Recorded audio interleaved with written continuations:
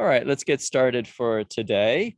Today I'm going to continue off where I left off from last time and start showing you some more coding techniques. Brief announcements for today.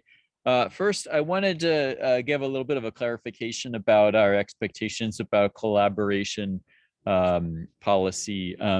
You should never be sharing your code with someone else or pictures of your code with someone else, not even to show them what you're doing and ask, hey, what am I doing wrong? Can you help me figure out what's wrong with my code, or does this code look right? So if you have those kind of questions, rather than asking fellow students, we'd prefer that you make a private question on Piazza or come visit us in office hours. And a reminder that homework 1 is due tomorrow, or if you want your extra bonus points, submit by tonight. Okay, so last lecture I was supposed to show you about tables, but I ran out of time. We went too slow. So today I'm going to show you about tables in Python, and I'm going to show you about processing various kinds of data in Python. So let's start with tables. Tables, as a reminder from last time, are a way of organizing data in this grid format. So let's see what that looks like if we are in a Jupyter Notebook.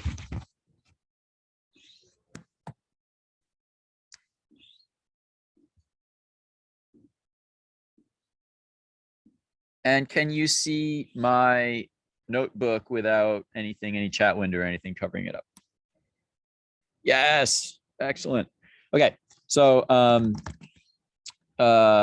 we're going to, let me show you first how to read in some data that you already have.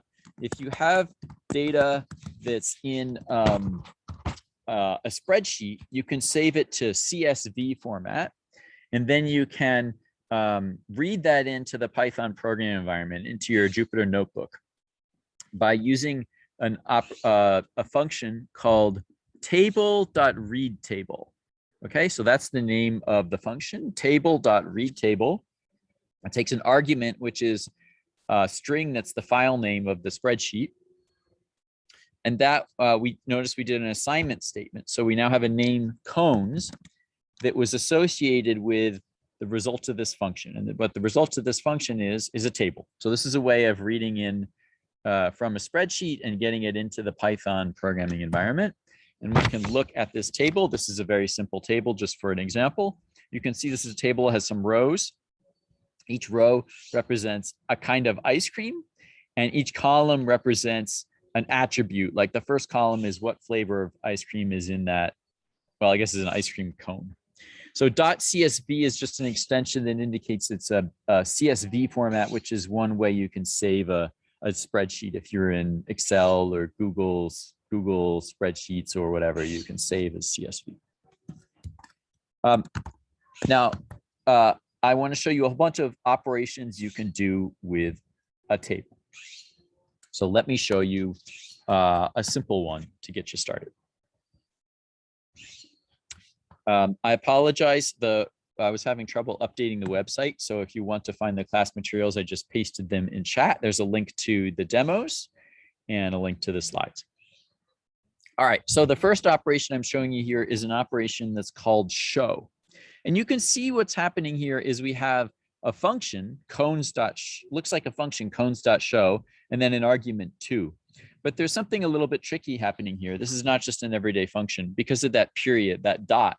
What that indicates is this is actually an operation that's being done to something. And it's being done to the table called cones. So the operation is show, and it's being applied to cones. And what the show operation does is it displays the table. When you tables have various operations associated with them, one of the operations is called show. And that will show some of the table. And the argument here too said, show me the first 2 lines, the first 2 rows in this table. So if I did a cones.show1, then that would show me only the first one. Or if I did cones.show with no arguments, then that would actually show me, well, if I could type properly. All right, I didn't type properly, so I mistyped the name of the operation, and you can see I got an error. So that's kind of instructive. We can look at see what to do if you get an error.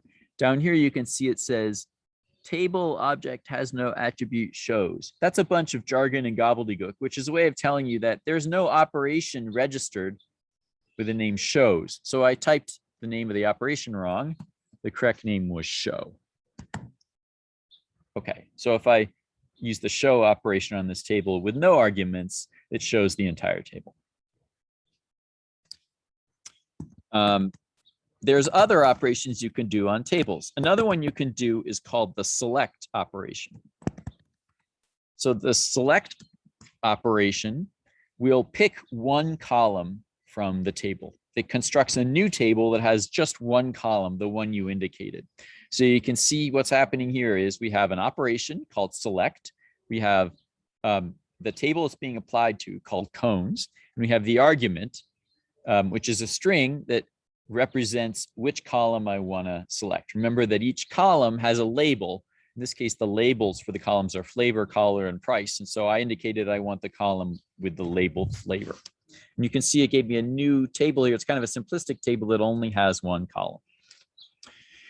If I wanted to pick out more than one column, I could pick out, for instance, two columns by providing two arguments. And now I would get a table that looks like this. It's a new table that has just two of the three columns. You have to be a little careful when you do this because when you indicate the label, you have to indicate them as a string. If you forget to put quotes around this, then you'll get an error message from Python. And the error message down here is confusing. It's hard to interpret that, but it says name error, name flavor is not defined. So what happened here is Python looked at this and said, oh, I see you're trying to reference a name, the name flavor, but you never had an assignment statement, flavor equals something that associated anything with that name. I've never heard of that name before, so I don't know what to do with this. So it gives you an error message. So the correct thing to do would have been to put quotes around this to indicate to Python, that's not a name, that's not a Python name. That's just a string that indicates, in this case, the string is indicating the label. And if you did that, then that would fix this error. Okay, so this is the wrong syntax. So if you ever see some of these errors, you'll know what might be causing them. Another operation that you can do is called drop. Drop is like the reverse of select. Select will pick out some of the columns. Drop, select, keep, pick some columns to keep. Drop, pick some columns to get rid of. So if we wanted to get rid of the price column, because we just want to know what our options are and don't care about how much it'll cost us, then we get something like this. It constructs a new table that has all the columns of the original except not the price. So again, here was the original table. The original table had 3 columns. After the drop, we've got only 2 columns. The price table has been removed.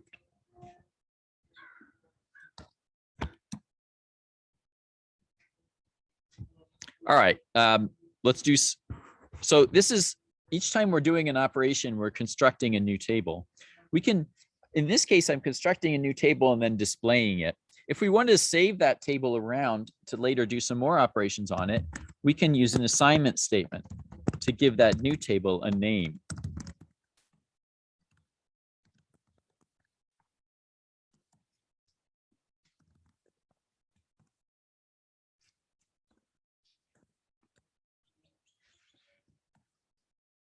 All right, so I created a name, cones without price, for this new table. That's the 2-column table. And now I can refer to that table in future code anytime I want. And I can even do operations on this new table. All right, so this will let me chain operations, which is going to be really powerful as we're going to start to see over the next week or 2. All right, so great question in the chat. I saw a question in the chat here. What if you want to show just the rows with the color equal to pink? Excellent. So select and drop let me pick out just some columns. Sometimes I want to pick out just some rows.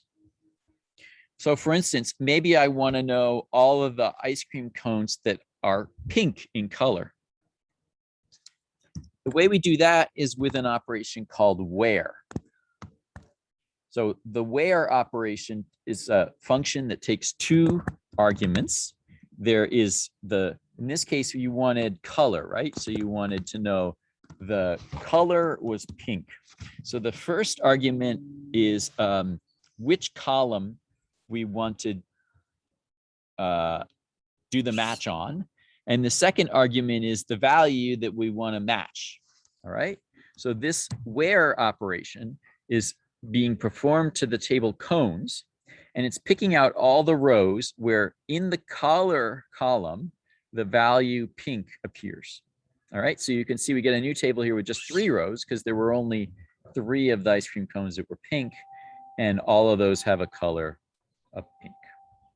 All right, so that's what the where operation does. It lets you pick out a subset of the rows. One more operation I want to show you. I want to show you how to reorder a table and put it in sorted order. So for instance, I can put it in sorted order by price. And the operation here is called sort. So again, how to read this, you can see before the dot is the name of the thing that the operation is applied to, the name of the table that we're doing the operation on. And after the dot is the operation we're doing. It's like the name of a function, more or less. And then inside the parentheses is the argument. Okay, so we're going to do an operation on the cones table. It's going to be the sort operation. And the argument to the sort operation tells Python which column we want to sort by. Okay, so this sorts by the price column. It constructed a new table where the rows are now in order from lowest price to highest price. Could you adjust it to show it in the opposite order? Someone asked in chat, and the answer is yes. This sort operation takes an optional second argument called descending, and you can set that argument to true. And if you do, it will now sort them in descending order rather than ascending order. In other words, it will sort them from largest to smallest. If you set it to false, then it will sort them in ascending order, meaning from smallest to biggest. Okay. And if you don't indicate that second argument, the default is smallest to biggest. If you, oh, good question. What if we tried sorting on not a numeric column, but on one that was alphabetical, one that was text? Great question. Well, anytime you have this kind of question, this is a great opportunity. One of the great things about Jupyter Notebook, it makes it really easy to just try something and see what happens. So let's just try it. We could go read the documentation, but let's try it. It's going to be easy and it won't do any harm. So let's sort by one of the text columns, maybe by flavor. I don't know why I'd want to sort by flavor, but you can see what happens is now it sorts it alphabetically in dictionary order if you sort on text. So you can sort on anything. It doesn't have to be numeric. Yeah, sorry for the bird. The birds are just going crazy out here. All right, so let's just do a little quick summary of where we are. I showed you several operations you can do on a table. I showed you select, which allows you to pick out some of the columns. I showed you drop, which lets you get rid of some of the columns. I showed you sort, which lets you put the rows in sorted order. And I showed you where, which lets you pick out just some of the rows. What all of these will do is they will construct a new table with just the specified the information you want, and the original table that you're operating on isn't changed. All right, so you still have the original. This creates a new one. If you want to do more stuff with this new thing, you need to save it. You need to associate it with a name so that you can use that new name, use that new table in any future work you want to do. Professor Wagner, there's a question that might be worth addressing. There's numerous questions on whether you can use where to pick the rows that just have brown in them. including both light brown and dark brown. And in general, can you use where to display multiple subsets? So that might be worth. Great. We're going to spend some time on this in a little bit, but let me give you the short answer since you asked. I want to show you that. All right. Yes, you can do that. The most basic form of where lets you do an exact match. But you can also, let's see if I get this right. You can also do other kinds of matches. Oh, no. Are containing, I think. Thank you. All right. So there's a way that you can do other kinds of matches, like find me everything that contains the word brown. And don't worry about this. You don't need to know this for a lecture today. You don't need to know this just yet. We'll show you this in a little bit. But since you asked, I'm just giving you the preview. And there's a whole set of different kinds of matching criteria you can use. And if you are really curious and want to learn about them, you can find out more. And let me show you where you can find out more. You can find out more by going to, let's see, our reference, I believe we'll have some information here. So if you go to the reference, and then if we scroll down, you can find here this list of conditions that you can do a match on. All right, but that's jumping ahead in this class. You don't need to know that now. Were there any other questions I should address right now? Those are the big ones that are appearing repeatedly. Great. Okay, so I want to do some more examples of tables. This time I'm going to work with some more realistic data. I'm going to show you data of salaries of NBA players, basketball players from, I think, 2015. All right. So this is a spreadsheet that found on the web, and it has a whole bunch of information. And you can see here a summary of what's in this data set, what's in this table. Each row represents one professional NBA player, and it has various information about them, like their name and their team. And it shows their salary in millions of dollars per year in 2015. All right, so now we can use these operations that I just showed you to do some kinds of analysis on this data. For instance, if I was interested to see how much do point guards make, I could use a where operation to construct a table that has just the point guards. And I do that by looking in this position column and finding only ones that have PG. PG stands for point guard. And so that gives me a new table, smaller table, with just the point guards in it. Now, they're all point guards. So I can get rid of this point guard column here, which I don't need anymore. It's the same for all of them, by dropping that position column. And look at the table again.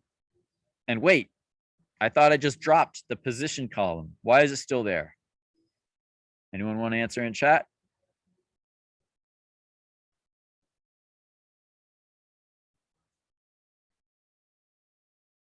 Yeah, I did drop. That creates a new table, and I displayed it, but I didn't save it.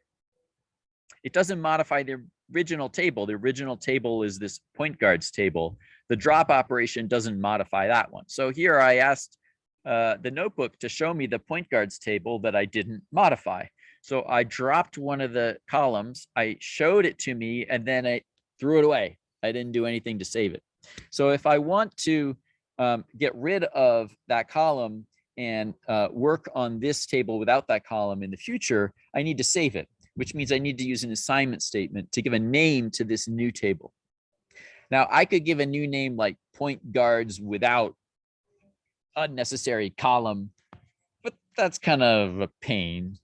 So in this case, what I'm going to do is I'm going to use an assignment statement to reassign the name point guards to this new table without the position. So now we can look at what happened, and you can see the name has now been reassociated with this new table. And so now the name point guards is associated with a table that doesn't have that position column. All right, so that was a really verbose way of doing something that's probably not that critical in this particular case, but could trip you up in your future programming. Now, there's some stuff I could do on this. Like maybe a question you might want to know is who's the highest compensated point guard? Well, you can figure that out by sorting by the array in descending order, so that the highest the highest compensated point guard rises to the top. And we can see here the answer was Chris Paul of the LA Clippers was the highest compensated in 2015. Now, I don't actually need to see all of them. Maybe I only want to see the top 15. There, I can see the top 15. Or if I wanted to see the lowest compensated, I could do that by sorting in the opposite order and then showing just the top results. Okay, now let me just get you to be careful about some things here. I want to show you some example things that could go wrong. Here's something that could go wrong. Suppose that I wanted to pick out the point guards, and I did it using this where clause by trying to match on the position. Well, if you try that, you'll get an error message, and you get this obscure error message. Remember, the way you read error messages, you go to the bottom first. In this case, it says value error, label position, not in labels, player, position, team salary. So what this error message is trying to tell you in a convoluted way is I didn't type in a valid label, column label. The valid column labels in this case are all caps, and I typed it without capitals. And so Python considers that to not match. Okay, so I could fix this by typing it correctly. It has to exactly match whatever the label is when you created the table. Now, here's one more cool thing you can do. You can combine multiple operations. So let me show you what's happening here. All right. Well, let me show you something first. Sorry, I got ahead of myself. You can combine operations. So let me show you an interesting thing you can do. What the heck is happening in this statement? Well, what's happening here is there's a where operation that's being applied to a table. What's it being applied to? Everything, the table is specified by the stuff before the dot. Well, sorry about that. I can't seem to highlight very effectively today. The table it's being applied to is what's produced by the highlighted text, the highlighted code. Well, that table is obtained by itself doing an operation on a table, the NBA table.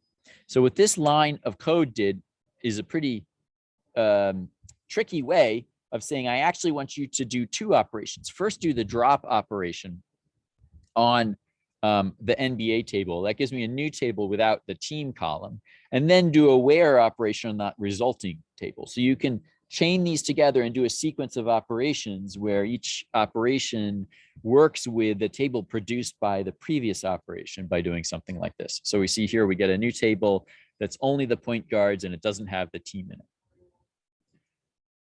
But something that could go wrong is that,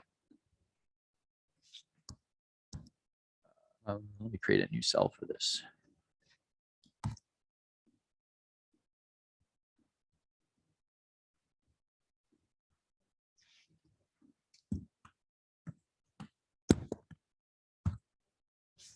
Suppose that I got rid of the position column in this table.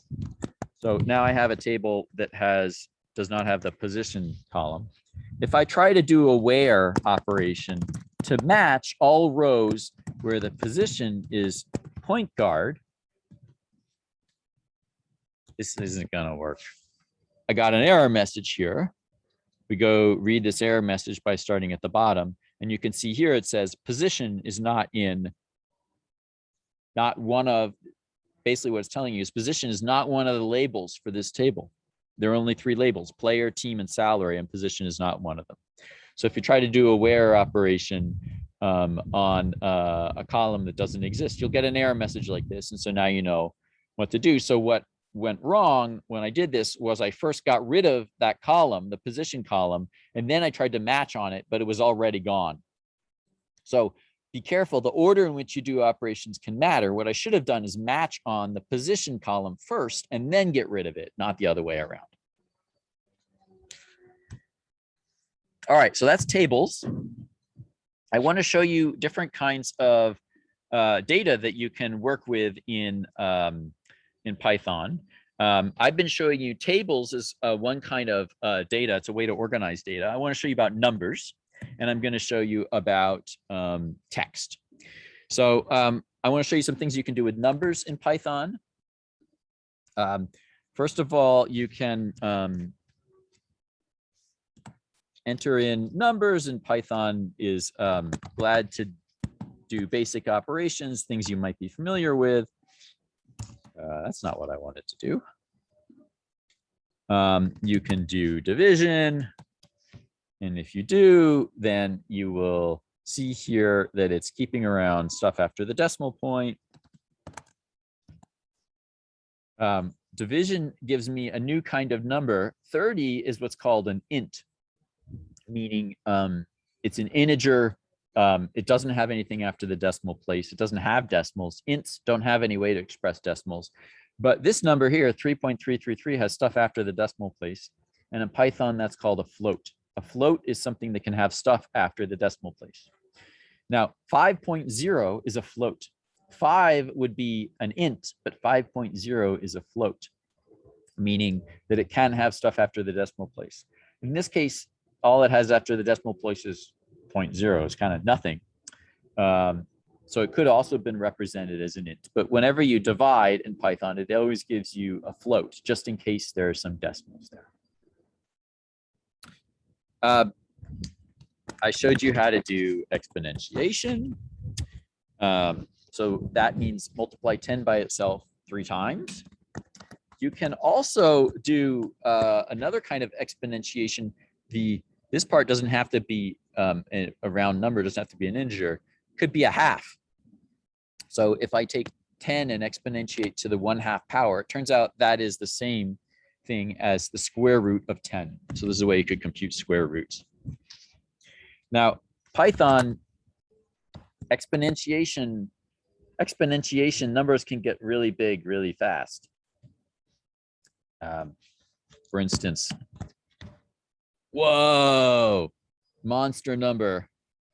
No problem. Python is happy to work with monster numbers when they're ints, and it will compute the answer right down to every single digit. In contrast, when I do division, when I get a float, Python treats floats differently. It doesn't try to represent every single digit. It just represents some of the digits after the decimal point, and then after a while it says, that's good enough. All right. And if you think about it, it couldn't represent every single digit, because the answer here would be, if we tried to represent every digit, would be 3.333333333, and it would never end. It would just be 3s forever. So you got to stop somewhere. So Python stops somewhere, and it kind of rounds things off. But here's something that could be a little bit counterintuitive. Notice what happened with this rounding. You might have expected to get 3.33333 ending in a 3.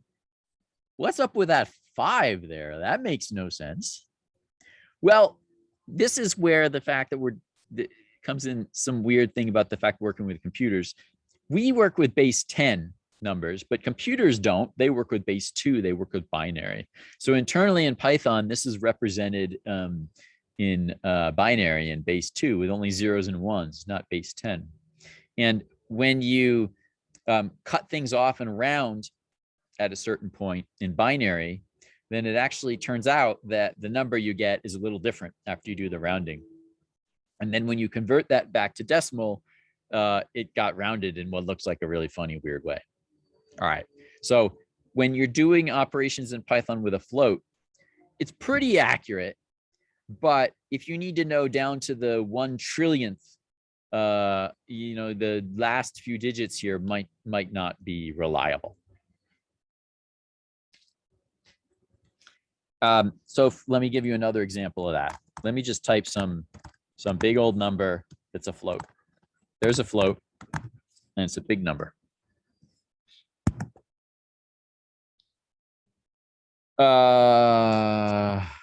Maybe that was a little too big, huh?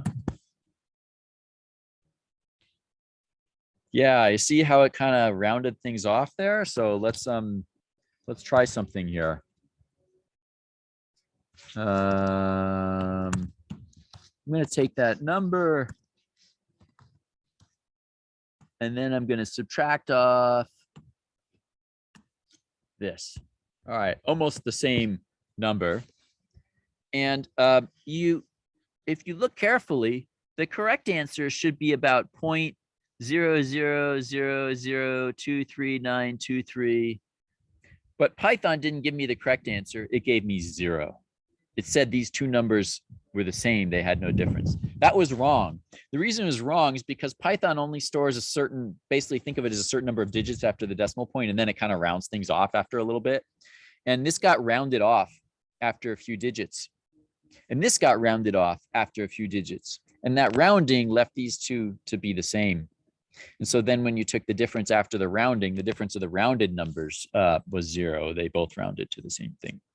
So when you have really big numbers or numbers with a lot of digits after the decimal point, if it's a float, then floats are approximately correct, but they might have a small error. So this can cause surprises. Just letting you know, there's an entire field of computer science that deals with how to manage this problem. You don't have to worry too much about it. You don't have to be experts in that. Just preparing you in case you have some surprises. Here's another example of that. If I take the square root of 13 and then I square that, you might think I should get back 13. Did I? No, it's not quite, because the square root of 13, that got rounded off as a float to something that's approximately correct, but not exactly correct. And then because it was only approximately correct, when I squared it, the resulting thing was not exactly 13. So this field's called numerical analysis, if you're interested, or you can also read about, like, it's related to scientific computing. All right, so like division could give us a float. You can see here it gave me a float called 2.0. You can also convert floats to integers. All right, so there I converted it to an integer. If I, the function called int will convert something to an integer.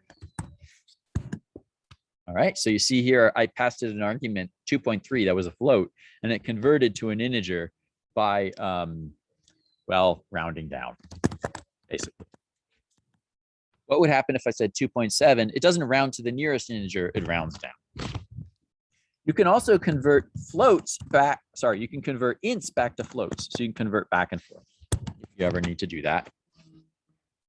3 is an int, but you can convert that to a float. And you can see here the 3.0 indicates it's represented now as a float. You might think of it as the same number, but it's kind of a different type of thing for Python's purposes. That I didn't mean to do. Okay. Sorry, all headphone users. I hope that wasn't too loud. So you can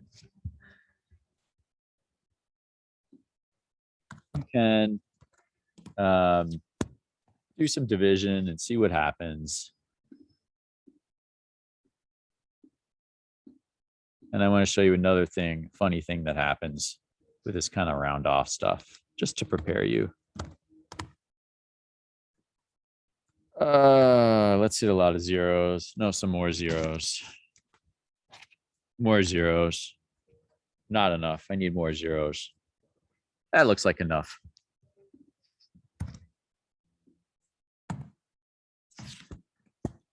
All right. So there, it gave me a number. And you notice it didn't give me a number. You might have expected something like 0.00000000000000015. But Python didn't do that. After a while, it kind of gets tired of displaying numbers that are too small with too many zeros. So instead, it uses this funny notation. It's called scientific notation. So if you ever see it, that's what this is. The scientific notation says it's this minus 66 means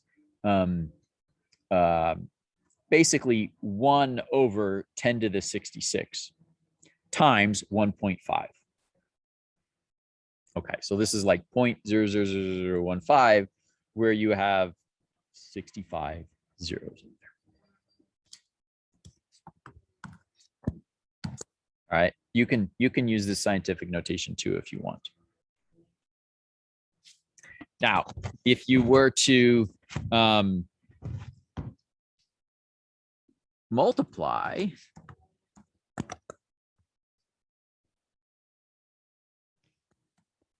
you can see that here we got back 6. 6 divided by this 4 quadrillion times quadrillion gives me back 6. All right, so in this case, we didn't get bitten by this round off stuff. Finally, you can do operations with assign these to names, but just be careful. If you're from mathematics, you might think of this names like a variable, and then you might be tempted to write something like 2x. But that doesn't work in Python. Python doesn't know what 2x means. It gets confused, says invalid syntax, something didn't make sense. So you need to convert that. You need to tell Python I really mean 2 times x. All right, so that's numbers. So just to summarize what I showed you, there are 2 types of numbers that Python can represent. There's the int is one way that Python can represent numbers, and it can only represent whole numbers. And there's float, which can represent numbers that might have something after the decimal point. If floats can handle more kinds of numbers, but they have some limitations. Their accuracy is somewhat limited. And their size is somewhat limited, though it's not much of a limit. And after you do operations on floats, the last few decimal places might be wrong. All right, so I want to show you now another kind of data you can work with in Python called strings. So let's work with some strings now. So now I'm going to go a little faster. You already saw that you can represent a string by putting it in quotes. If you forget the quotes, Python gets very confused because it tries to interpret this as a name, but we haven't defined any name. We didn't have any assignment statement that defined that name. So Python says, nah, I don't know what you're talking about. So you got to remember to put it in quotes. You can use double quotes instead of single quotes if you want. Beware if you use single quotes, but then your string inside it has a single quote, then Python will get confused because it says, it thinks you started the string with the first single quote and ended it here, and it thinks your string is Don, and then it tries to treat the rest as code, and it's like, I don't know what can't make any sense of the rest of that. It's code.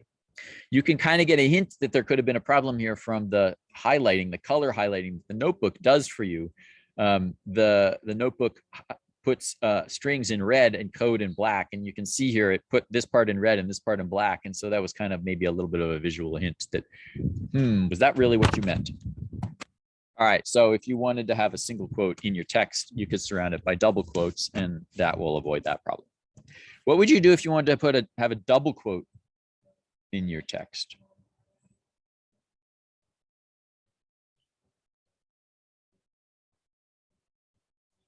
Use single quotes. Yes. All right. Some operations you can do with strings. You can concatenate them. You can take 2 strings and put one after the other, and you get a new string from that. So if I concatenate the string straw and the string berry, I get a new string that has strawberry. If you wanted to combine like 2 names of people or 2 objects, be careful. It doesn't add any spaces. It just sticks them directly together. So if you want to have a space between them, what you can do is you can have a new string that has just a space in it and concatenate that, and then concatenate the second word that you wanted to add. You can also, another thing you can do with a string is that you can ask Python to repeat it for you a bunch of times. So this times now is not multiplication. When the left side is a string, it's not multiplication, but rather it says concatenate it with itself. Make me 100 copies of ha. but you can't make 5.5 copies. How would you make half a copy of something? So this number of copies has to be an int. This plus, you can also use a plus. Remember, the plus with strings is not addition, it's concatenation. So what happens if I try to do this plus with one of them, the left one being a string and the right one being an int, a number? Python says, sorry, buddy, no go. You can concatenate a string to a string, or you can add a number to a number. But when you got a string and a number, I don't know what the heck you mean by that. That's not going to work. So if you wanted to concatenate, if you wanted to add a textual representation of a number at the end, you first convert the 10 to a string and then concatenate. All right. So what this did was it gave me converted the number 10 to a string that has the characters 1, 0. And then it concatenated that to the end of the string ha. You can also do conversions in the other direction. You can convert a string into an int. So this string you can see corresponds to the int 3. So now it's represented as a number, not as a string, and you can do arithmetic on this number if you want. But be careful, if you want to convert to an int, it has to be a whole number. If you try to convert something with some decimals in there, Python says no go. Ints have to be whole numbers. So you could convert that to a float. That would be a valid thing to do.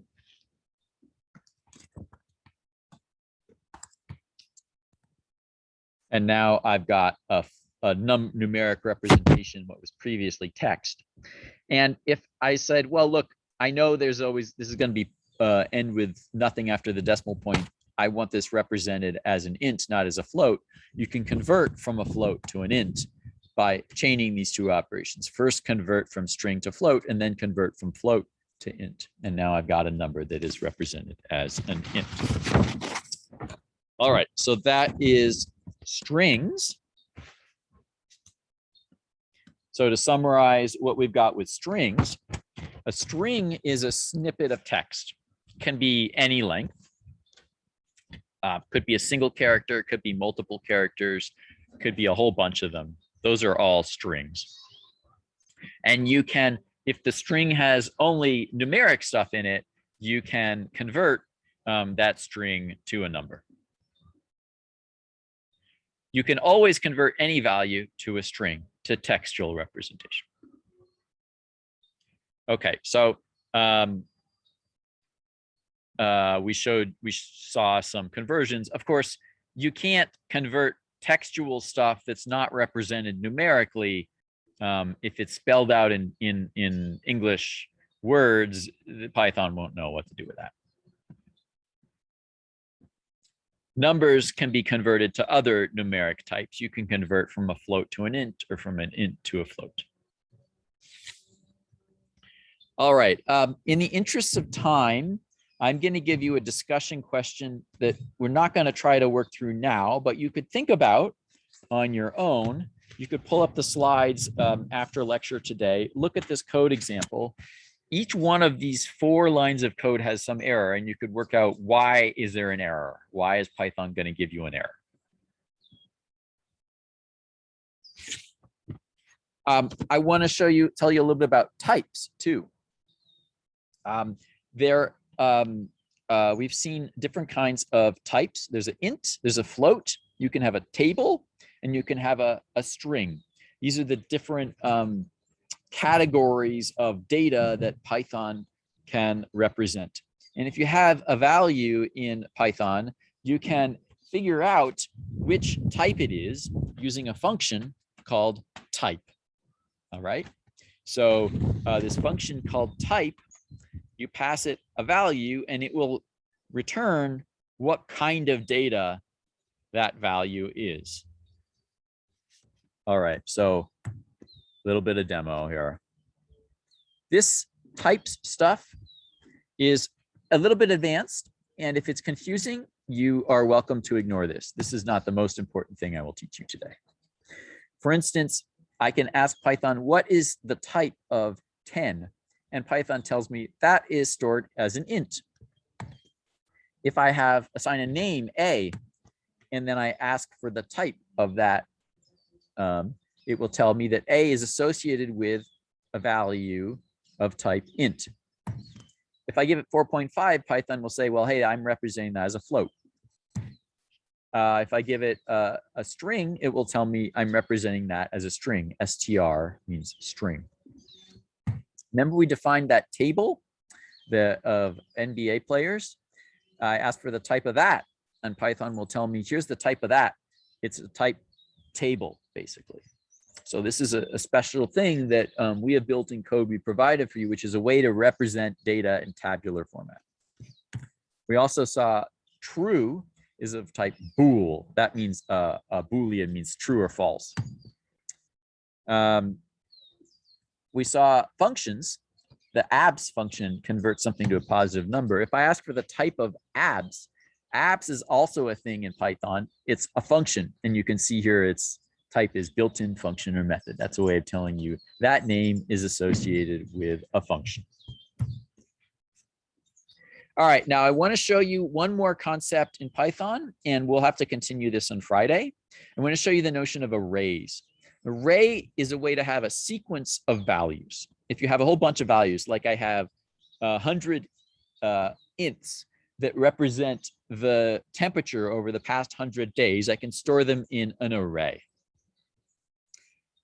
For array to be a good candidate, all of these values have to have the same type. So for instance, 100 temperatures, those are all ints. That's okay. They all have the type int.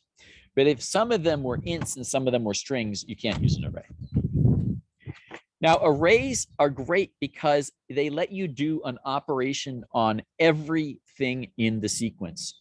For instance, if I wanted to convert all of those 100 temperatures from Fahrenheit to Celsius, there is a very convenient way that I could do that in one line of code by putting all the temperatures in an array and then doing an operation on the entire array. And when I do an operation on the array, that operation is done on every element of the array one by one, and Python goes through and does it to each one. So I write one line of code, and then Python does it to each of the 100 numbers in the array. That's going to be really convenient when you want to do the same thing on lots of different pieces of data. Arrays can also be added, and if you add two arrays of the same length, then it will add the first item of the first array and the first item of the second array, and then the second item of both arrays, and then it will add up the third item of both arrays. And tables represent an array.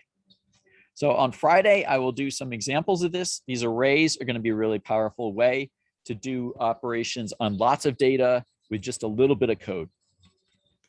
Don't forget to go to lab. Don't forget to do your homework, and I will see you in lecture on Friday. Bye, everyone.